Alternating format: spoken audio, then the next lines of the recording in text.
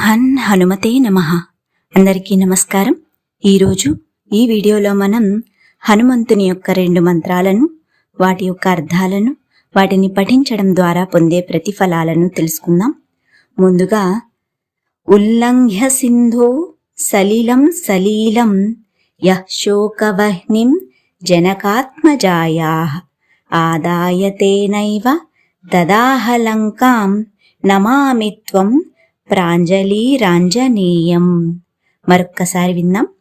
ఉల్లంఘ్య సింధో సలిలం సలీలం యః శోకవహ్నిం జనకాత్మజాయాః ఆదాయ తేనైవ దదాహలంకాం నమామి త్వం ప్రాంజలిరాంజనేయం.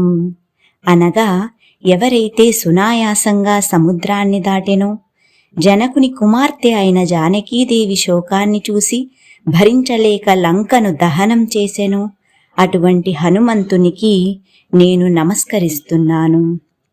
తరువాత మంత్రం గోష్పదీకృత వారాశీం మశకీకృత రాక్షసం రామాయణం మహామాలారత్నం వందే నీలాత్మజం. మరొక్కసారి విందాం.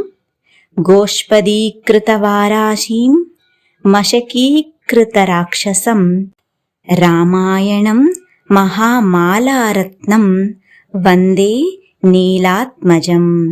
అనగా గోమాత పాదాల మధ్య దూరం దాటినంత సులభంగా సముద్రాన్ని దాటి, దోమలను చంపినంత సులభంగా రాక్షసులను చంపి, గొప్ప రామాయణ కావ్యహారంలో ప్రకాశించే విలువైన రత్నం వంటి వాయుపుత్రునకు నేను నమస్కరిస్తున్నాను.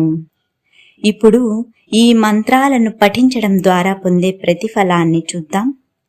ఈ హనుమాన్ మంత్రాలను ప్రతినిత్యం శ్రద్ధాభక్తులతో పఠించడం ద్వారా అన్ని రకాల శత్రువులు, దుఃఖాల నుండి విముక్తి కలుగును.